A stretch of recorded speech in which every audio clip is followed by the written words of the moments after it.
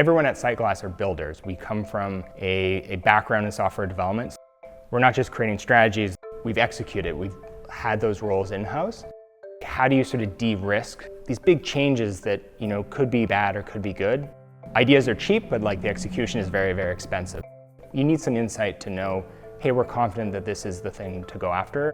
So there's a ton of empathy of how do you hire for it? What is your new folks you need to build in? How do you build out that department or that group? We've been in those shoes, we've done that, so we can help you kind of through that.